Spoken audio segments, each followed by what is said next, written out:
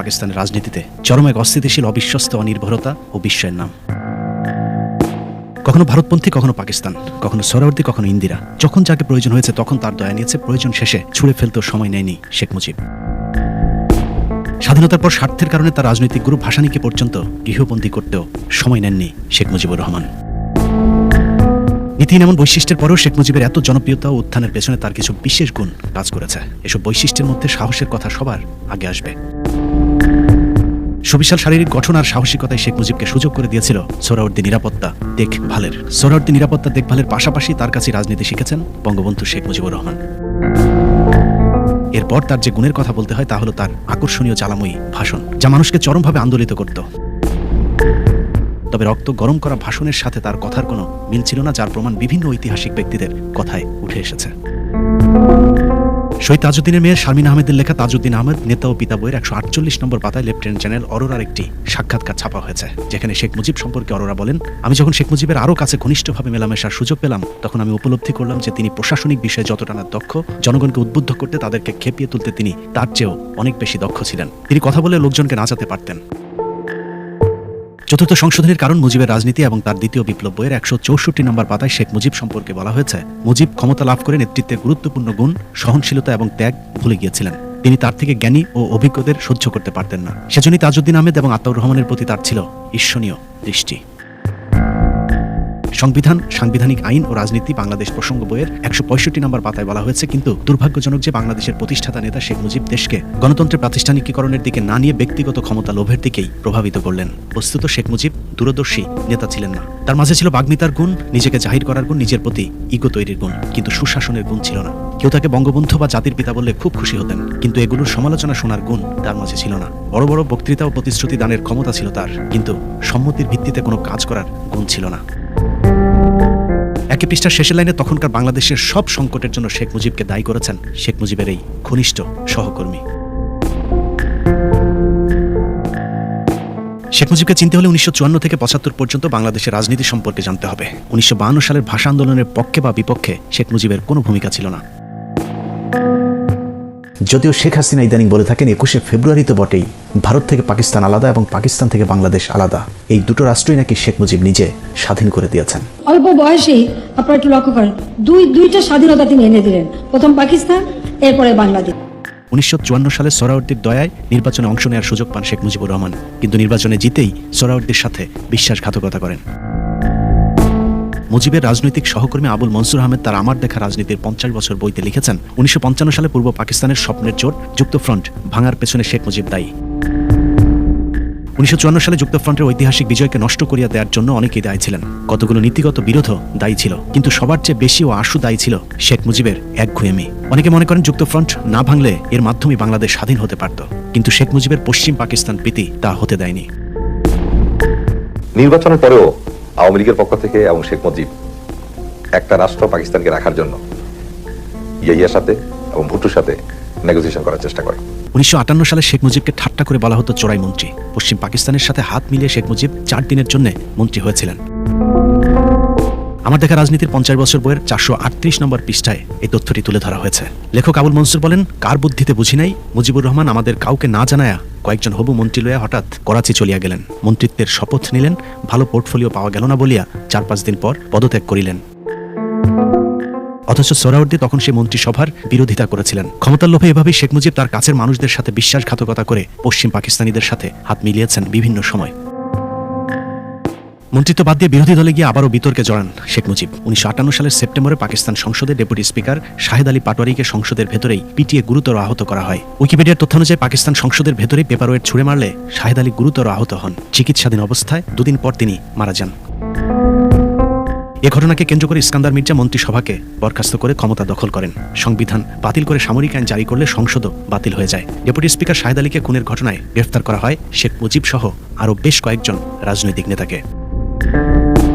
এরপর দুর্নীতির মামলায় 2 বছর সহ দফায় দফায় আরও কয়েকটি মামলায় শেখ মুজিব জেল খেটেছেন। জেল থেকে বের হয়ে শেখ মুজিব কথিত ঐতিহাসিক 6 দফার ঘোষণা দেন, কিন্তু অনেকেই মনে করেন পশ্চিম পাকিস্তানিদের ইশারায় 6 দফা কর্মসূচি ঘোষণা করেন শেখ মুজিবুর রহমান। যদিও এখনকার আওয়ামী লীগ 6 দফাকে স্বাধীনতা আন্দোলনের মূল মন্ত্র দাবি করেন। এবার দেখা যাক কতটা স্বাধীনতা বিরোধী ছিল শেখ মুজিবের সেই 6 দফা আন্দোলন। 6 দফার প্রথম প্রস্তাবে বলা হয়েছে শাসনতান্ত্রিক কাঠামো ও রাষ্ট্রের প্রকৃতি। দেশের শাসনতান্ত্রিক কাঠামো এমনই হতে হবে যেখানে পাকিস্তান হবে একটি ফেডারেশন ভিত্তিক রাষ্ট্রসংঘ এবং তার ভিত্তি হবে লাহোর প্রস্তাব। সরকার হবে পার্লামেন্টারি ধরনের, আইন পরিষদের ক্ষমতা হবে সার্বভৌম। অর্থাৎ প্রথম দফাটি 2 পাকিস্তানকে এক রেখে আইন পরিষদের সার্বভৌম ক্ষমতা নিশ্চিতের দাবি করা হয়েছে। 2 নম্বর প্রস্তাবে বলা হয়েছে কেন্দ্রীয় সরকারের ক্ষমতা। কেন্দ্রীয় সরকারের ক্ষমতা কেবলমাত্র 2টি ক্ষেত্রে সীমাবদ্ধ থাকবে, যথাক্রমে দেশ রক্ষা ও বৈদেশিক নীতি। এখানেও 2 পাকিস্তানকে এক রেখে দেশের সার্বভৌম ও পররাষ্ট্রনীতি নিয়ন্ত্রণের পূর্ণ ক্ষমতা দেওয়া হয়েছে পশ্চিম পাকিস্তানিদের হাতে।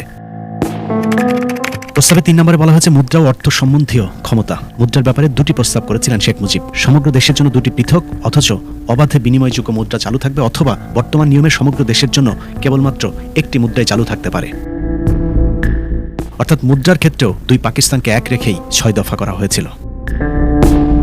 প্রস্তাবে 4 নম্বরে রাজস্ব, কর ও শুল্ক সম্বন্ধীয় ক্ষমতা। ফেডারেশনের অঙ্গরাজ্যগুলোর কর ও শুল্ক ধার্যের ব্যাপারে সার্বভৌম ক্ষমতা থাকবে। কেন্দ্রীয় সরকারের কোনরূপ কর ধার্যের ক্ষমতা থাকবে না, তবে প্রয়োজনীয় ব্যয় নির্বাহের জন্য অঙ্গরাষ্ট্রীয় রাজস্বের একটি অংশ কেন্দ্রীয় সরকার প্রাপ্ত হবে। এরপর 5 ও 6 নম্বর, কোথাও পাকিস্তানকে আলাদা করে পূর্ব পাকিস্তানকে স্বাধীন করার কোনো ইঙ্গিত মাত্র দেয়া হয়নি শেখ মুজিবের 6 দফায়। এত সব রফা দফা না বুঝলেও চলবে। শেখ মুজিবের 6 দফার মূল উদ্দেশ্য কি ছিল সেটা বোঝার জন্য তার একটি লিখিত বক্তব্য পড়লেই যথেষ্ট।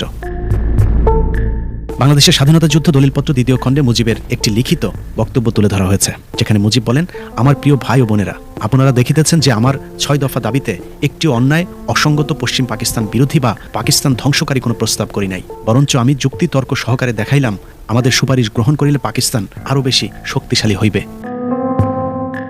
মুজিবের এই বক্তব্যের পর 6 দফা যে স্বাধীনতার দাবিতে আন্দোলন নয়, এ বিষয়টি পরিষ্কার হয়ে যায়, যে কারণেই পূর্ব পাকিস্তানের অন্য স্বাধীনতার দাবিতে আন্দোলন করা নেতারা শেখ মুজিবের উপর প্রচণ্ড ক্ষিপ্ত হয়েছিলেন। 1970-এ পূর্ব পাকিস্তানের অন্য রাজনৈতিক নেতারা স্বাধীনতার দাবিতে আন্দোলন করতে চাইলেও শেখ মুজিব পাকিস্তানিদের পাতানো নির্বাচনে অংশ নেন। 70-এর সেই নির্বাচনে আওয়ামী লীগের পোস্টারগুলোতে সবার উপরে লেখা ছিল পাকিস্তান জিন্দাবাদ। মুজিবের এমন পাকিস্তান প্রীতির কারণে মাওলানা ভাসানী সবচেয়ে বেশি ক্ষিপ্ত হয়েছিলেন। বাংলাদেশের স্বাধীনতা যুদ্ধ দলিলপত্র 2য় খণ্ডের 721 পৃষ্ঠায় বলা হয়েছে, মাওলানা ভাসানী শেখ মুজিবুর রহমানকে পাকিস্তানের প্রধানমন্ত্রী হওয়ার চেয়ে বাংলার সংগ্রামী বীর হবার পরামর্শ দিয়েছেন। একই দলিলে শেখ মুজিবের প্রতি আহ্বান নামে একটি অধ্যায় বলা হয়েছে, পূর্ব পাকিস্তানের স্বাধীনতা সংগ্রামে অংশগ্রহণ করার জন্য আওয়ামী লীগ প্রধান শেখ মুজিবের প্রতি আহ্বান। ভাসানী শেখ মুজিবকে বলেন, মুজিব, তুমি স্বাধীন পূর্ব পাকিস্তানের সংগ্রামে যোগ দাও। যদি আমেরিকা ও ইয়াহিয়ার স্বার্থে কাজ করো তাহলে আওয়ামী লীগের ধ্বংস অনিবার্য। এসবই প্রমাণ করে শেখ মুজিব স্বাধীনতার পক্ষের আন্দোলনে যোগ দেননি। 1971 সালে 7 মার্চের আগ পর্যন্ত শেখ মুজিব বাংলাদেশের স্বাধীনতার কোনো দাবি তোলেননি। তবে 7 মার্চের ভাষণের পর কিছুটা সন্দেহ তৈরি হয়েছিল শেখ মুজিব আসলে কি চান সেটা নিয়ে। 7 মার্চের ভাষণ, শেখ মুজিব, মুক্তিযুদ্ধ, এসবই যেন একই সুতোয় গাঁথা। বঙ্গবন্ধুর সেই ভাষণ শুনলে এখনো শরীরের লোম দাঁড়িয়ে যায়। কিন্তু শেখ মুজিবের কৌশলী সেই ভাষণ কি আসলেই স্বাধীনতার ঘোষণা নাকি অন্য কিছু, সেটা বিশ্লেষণ করলেই বোঝা যাবে। জনগণের প্রতিনিধির কাছে ক্ষমতা হস্তান্তর করতে হবে। শেখ মুজিবের সেই ভাষণের মূল দাবি ছিল জনগণের প্রতিনিধিদের হাতে ক্ষমতা হস্তান্তর করা, অর্থাৎ প্রধানমন্ত্রী হতে চান শেখ মুজিব। তবে দাবি যাই হোক, 7 মার্চের কিছু বক্তব্য মুক্তিযোদ্ধাদেরকে শক্তি জুগিয়েছে এবং কিছু বাক্য শুনলে মনে হবে এটাই মনে হয় স্বাধীনতার ঘোষণা। রক্ত যখন দিয়েছি, রক্ত আরো দেব, এদেশের মানুষকে মুক্ত করে ছাড়বো ইনশাআল্লাহ। শেখ মুজিবের সেই স্বাধীনতা যে সার্বভৌমত্বের স্বাধীনতা না, সেটা শেখ মুজিব নিজেই স্বীকার করেছিলেন। You mean independent? That I don't mean. You mean independent? That I don't mean. I want to live like a free citizen of a free country. You mean independent? That I don't mean. Sheikh Hasina সহ আওয়ামী লীগের নেতারা তারপরও 7 মার্চের সেই ভাষণকে স্বাধীনতার ঘোষণা বলে চালিয়ে দেওয়ার চেষ্টা করছে। অথচ শেখ হাসিনা মাত্র কয়েক বছর আগেও স্বীকার করতেন সেই সময়ের কিছু ছাত্র নেতার চাপাচাপির পরেও কৌশলগত কারণে শেখ মুজিব 7 মার্চ স্বাধীনতার ঘোষণা দেননি। আমাদের কয়েকজন ছাত্র নেতা তারা হঠাৎ দেখি বেশ উত্তেজিত। আমার আব্বাকে বলছেন, যেটা কি হলো লিডার, আপনি স্বাধীনতার ঘোষণাটা দিয়ে আসলেন না। মানুষ সব হতাশ হয়ে ফিরে গেল যে তারা তখন এই কথাটা কেন বলেছিল, তারা কার হয়ে কথা বলছিল বা উদ্দেশ্যটা কি ছিল। ওই সময় ছাত্র নেতারাও অভিযোগ করেছেন অনেক চেষ্টার পরেও শেখ মুজিবকে স্বাধীনতার ঘোষণা দেওয়ানো যায়নি 7 মার্চে। আমরা শেখ মুজিবের সাথে রাত 1টায় দেখা করি তার বাসায় এবং তাকে পরিষ্কার বলে আসি যে আপনি পাকিস্তানের রাষ্ট্রপ্রধান বা প্রধানমন্ত্রী হন, এটা আমরা চাই না। শেখ মুজিব যে কখনোই 2 পাকিস্তান আলাদা করতে চাননি তার আরো বড় প্রমাণ শেখ মুজিবের সবচেয়ে কাছের সহচর তাজউদ্দিন আহমেদের মেয়ে শারমিন আহমেদের লেখা বইয়ের একটি তথ্য। সে বইয়ের ৪৫ নম্বর পৃষ্ঠায় বলা হয়েছে, পূর্ব পরিকল্পনা অনুযায়ী ২৫শে মার্চের ভয়াল কালো রাতে আব্বু গেলেন মুজিব কাকুকে নিতে। মুজিব কাকু আব্বুর সঙ্গে আন্ডারগ্রাউন্ডে গিয়ে মুক্তিযুদ্ধ পরিচালনা করবেন সেই ব্যাপারে আব্বু মুজিব কাকুর সাথে আলোচনা করেছিলেন। মুজিব কাকু সে ব্যাপারে সম্মতিও দিয়েছিলেন। সে অনুযায়ী আত্মগোপনের জন্য পুরান ঢাকার একটি বাসাও ঠিক করে রাখা হয়েছিল। বড় কোনো সিদ্ধান্ত গ্রহণে আব্বুর উপদেশ গ্রহণে মুজিব কাকু এর আগে দ্বিধা করেননি। আব্বুর সে কারণে বিশ্বাস ছিল যে ইতিহাসের এই যুগ সন্ধিক্ষণে মুজিব কাকু কথা রাখবেন। মুজিব কাকু আব্বুর সাথেই যাবেন। অথচ শেষ মুহূর্তে মুজিব কাকু অনড় রয়ে গেলেন। তিনি আব্বুকে বললেন, বাড়ি গিয়ে নাকে তেল দিয়ে ঘুমিয়ে থাকো, পরশুদিন ২৭শে মার্চ হরতাল রেখেছি। এই সময়টা আলোচনা করলো কেন পাকিস্তানের সামরিক সরকার, এবং উনি কেন বললেন যে যা ২৭ তারিখে হরতাল ডেকে দিয়েছি, নাকে তেল দিয়ে ঘুমা? সুতরাং সবটা জিনিস যেন বেশি আবেগ দিয়ে না। এছাড়াও এ বইয়ের আরও এক জায়গায় বলা হয়েছে, শেখ মুজিবকে ২৫শে মার্চের রাতের শেষ মুহূর্তে অন্তত স্বাধীনতার ঘোষণার একটি রেকর্ড পড়তে বলা হয়েছিল। সেটাও করেননি, এমনকি সেই ঘোষণাপত্রে তিনি স্বাক্ষর করতেও রাজি হননি। কারণ তিনি বলেছিলেন, যদি এটা করা হয় তাহলে পশ্চিম পাকিস্তানিদের হাতে প্রমাণ থেকে যাবে যে আমি দেশদ্রোহী। এই কথাগুলিও জনাব তাজউদ্দিন আহমেদের মেয়ে শারমিন আহমেদ তার বইতে উল্লেখ করেছেন। শারমিন আহমেদের বই না মানলেও চলবে। তাজউদ্দিন আহমেদ নিজেই সেই সময়ের আন্তর্জাতিক মিডিয়াতে সাক্ষাৎকারে বলেছিলেন, শেখ মুজিব সবসময় পশ্চিম পাকিস্তানিদের হয়ে কাজ করেছেন। Sheikh Mujibur Rahman has not committed anything against the West Pakistanis or West Pakistan as such. Sheikh Mujib না চাইলেও কথিত পাকিস্তানি এজেন্ট রাজাকার শহীদ প্রেসিডেন্ট জিয়াউর রহমানের ডাকে মুক্তিযুদ্ধ শুরু হয়ে যায়। তাজউদ্দিন জিয়াউর রহমান ওসমানীদের নেতৃত্বে মুক্তিযুদ্ধ যখন শুরু হয় তখনও ক্ষমতা নিয়ে দ্বন্দ্বে লিপ্ত ছিল মুজিব বাহিনী। শেখ মুজিব জেলে থাকলেও শেখ মুজিবের ভাগ্নে শেখ ফজলুল হক মুনি মুজিব বাহিনী নামে একটি মুক্তিযুদ্ধ বিরোধী বাহিনী নেতৃত্ব দেয়। পুরো মুক্তিযুদ্ধের শুরু থেকে শেষ পর্যন্ত শেখ মুনি ও তাজউদ্দিন গ্রুপের মধ্যে দ্বন্দ্ব চলেছে। প্রথম দ্বন্দ্ব বাধে মুজিবনগর সরকার নিয়ে। মূলধারা ৭১ বইয়ের ৬৫ নম্বর পৃষ্ঠায় মুজিব বাহিনী সম্পর্কে আটকে ওঠার মতো তথ্য দেওয়া হয়েছে। তারা এই সরকারকে স্বীকার করে না, অর্থাৎ মুজিব বাহিনী প্রবাসী সরকারকেই স্বীকার করেনি। বস্তুত এই বাহিনীর সদস্য ভক্তির জন্য সর্বাধিনায়ক হিসেবে শেখ মুজিবুর রহমান এবং তার অনুপস্থিতিতে শেখ ফজলুল হক মুনির প্রতি আনুগত্যের অঙ্গীকার করেই শপথনামা পাঠ করা হয়। ৭১-এর মে মাসে অনেকটা প্রকাশ্যে আলোচিত হতে থাকে রয়ের এক বিশেষ উপসংস্থার অধীনে শীঘ্রই দেরাদুনের অদূরে চাকরাতায় এদের জন্য বিশেষ ট্রেনিং শুরু হতে চলেছে। জুন থেকে এদের ট্রেনিং শুরু হয়, নভেম্বর পর্যন্ত অব্যাহত থাকে। প্রশিক্ষণপ্রাপ্ত এদের প্রথম দল আত্মপ্রকাশ করার সঙ্গে সঙ্গে একথাও স্পষ্ট হয় যে এই বাহিনী পরিচালনা ও নিয়ন্ত্রণের ক্ষেত্রে কর্নেল ওসমানী বা বাংলাদেশ সরকারের কোনো এখতিয়ার নেই। বইয়ের ৬৭ নম্বর পৃষ্ঠায় বলা হয়েছে, মুজিব বাহিনী এতটাই উচ্ছৃঙ্খল, অন্তর্ঘাতমূলক এবং মুক্তিযুদ্ধ বিরোধী কার্যকলাপ শুরু করে যে শীঘ্রই মুজিব বাহিনীকে মুক্তিযুদ্ধ কমান্ডের অধীনে আনা না হলে মুক্তিযুদ্ধের সর্বাধিনায়ক জেনারেল ওসমানী পদত্যাগ করবেন বলে তাজউদ্দিনকে সাফ জানিয়ে দেন। মূলধারা ৭১-এর ৬৬ নম্বর পাতায় বলা হয়েছে, বিভিন্ন সূত্রে প্রকাশ পায় মুজিব বাহিনীর কেবল প্রশিক্ষণ নয়, অস্ত্রশস্ত্র ও যাবতীয় রসদের যোগান আসে রয়ের বিশেষ উপসংস্থা থেকে এবং উপসংস্থার প্রধান জেনারেল উবান গেরিলা প্রশিক্ষণ ও ব্যবস্থাপনা বিশেষজ্ঞ হিসেবে মুজিব বাহিনী গড়ে তোলার দায়িত্বে রয়েছেন। একই পাতায় বলা হয়েছে, পক্ষান্তরে ক্ষেত্রবিশেষ মুক্তিযোদ্ধাদের অস্ত্র কেড়ে নেওয়া, তাদের অনুগত্য পরিবর্তন করতে চাপ প্রয়োগ করা এবং প্রবাসী সরকারের মন্ত্রিসভার বিরুদ্ধে প্রকাশ্যে বিদ্রোহ প্রচারণা চালানোর মাধ্যমে কেবল যে মুক্তিযুদ্ধকে ভেতর থেকে দুর্বল করে ফেলা হচ্ছিল তা নয়, অধিকন্তু আশ্রয়দাতা দেশের অর্থাৎ ভারতের উদ্দেশ্য সম্পর্কে এক সন্দেহের আবহাওয়াকে উৎসাহিত করে তোলা হচ্ছিল। এত কিছু পর তাজউদ্দিন জেনারেল ওসমানী জিয়াউর রহমানের নেতৃত্বে বাংলাদেশ স্বাধীন হয়েছে। স্বাধীনতার পর রয়ের নিয়ন্ত্রণে থাকা মুজিব বাহিনী চলে যায় স্বাধীন বাংলাদেশের ক্ষমতার কেন্দ্রে। আর যুদ্ধ না করেও শেখ মুজিব হয়ে গেলেন জাতির পিতা, সেই সাথে অঘোষিত এক নায়ক। শেখ মুনির চক্করে শেখ মুজিব আগাগোড়া একজন মুক্তিযুদ্ধ বিরোধী হয়ে গিয়েছিলেন। মুক্তিযুদ্ধের কতটা কট্টর বিরোধী হয়েছিলেন সেটা বোঝা যায় সংসদে প্রথম মুক্তিযুদ্ধে নিহতদের স্মরণে একটি শোক প্রস্তাব উত্থাপনের মাধ্যমে। সেই শোক প্রস্তাবটি কত বড় প্রতারণা তা দেখলেই বোঝা যায়। যেহেতু মুক্তিযুদ্ধে শেখ মুজিব কিংবা তার মুজিব বাহিনীর কোনো কৃতিত্ব ছিল না, সে কারণে প্রস্তাবে মুক্তিযুদ্ধে অংশ নেওয়া গুরুত্বপূর্ণ ব্যক্তি বীর শ্রেষ্ঠ কিংবা যুদ্ধে নেতৃত্ব দেওয়া ইস্ট বেঙ্গল রেজিমেন্টের গুরুত্বপূর্ণ ইউনিটের মুক্তিযোদ্ধাদের নাম এড়িয়ে যাওয়া হয়। বিপরীতে শুধুমাত্র নিজের পছন্দের কিছু মানুষের নাম স্মরণ করে শোক প্রস্তাব উত্থাপন করেন শেখ মুজিব। প্রস্তাবটি উত্থাপন করার সাথে সাথে প্রচণ্ড হট্টগোল শুরু হয় সংসদে। বাংলাদেশ গণপরিষদ বিতর্ক বইয়ের প্রথম খণ্ডের ২৯ নম্বর পৃষ্ঠায় উল্লেখ করা হয়েছে, জনৈক একজন সংসদ সদস্য মুজিবকে বলেন শোক প্রস্তাবে মুক্তি বাহিনীর কথা উল্লেখ করা হোক। জনৈক সেই সংসদ সদস্যকে শেখ মুজিব চালাকি করে বলেন, আপনারা শান্ত হন, সবার নামই প্রস্তাবে আসবে। কিন্তু মৃত্যুর আগ পর্যন্ত আর কখনই সেই প্রস্তাব সংস্কার করা হয়নি। শুধু এটাই নয়, ১৯৭২ থেকে ৭৫ পর্যন্ত মুজিব একবারের জন্য মুক্তিযুদ্ধ কিংবা মুক্তিযোদ্ধা এই শব্দ দুটো উচ্চারণ করেনি। এমনকি মুক্তিযুদ্ধে নেতৃত্ব দেওয়া তাজউদ্দিন জেনারেল ওসমানীর সহ যুদ্ধে যারা নেতৃত্ব দিয়েছেন সবাইকে তার মন্ত্রিসভা থেকে ধীরে ধীরে বাদ দিয়ে দেন।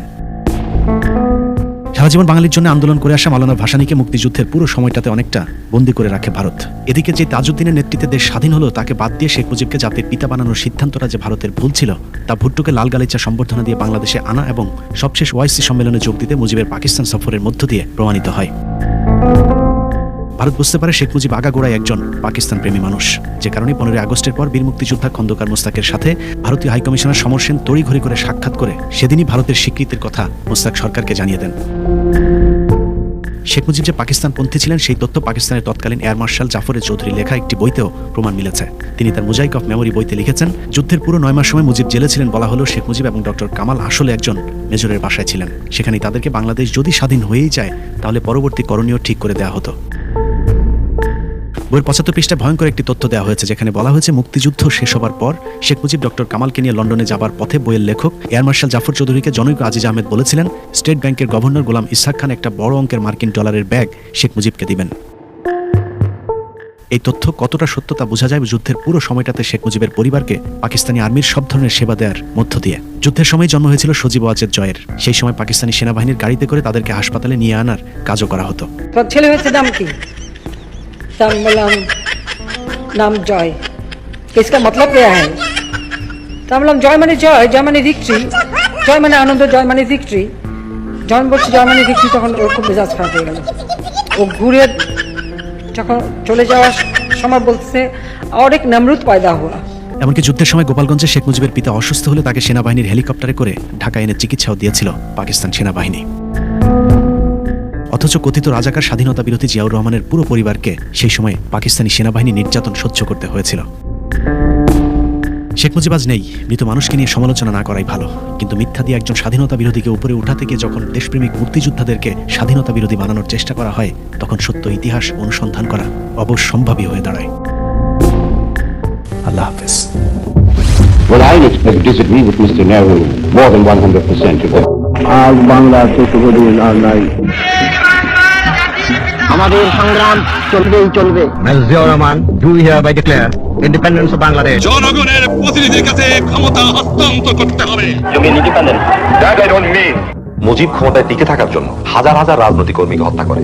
শেখ মুজিব ও তার খুনি দুর্নীতিবাজ সরকারকে উৎখাত করা হইয়াছে।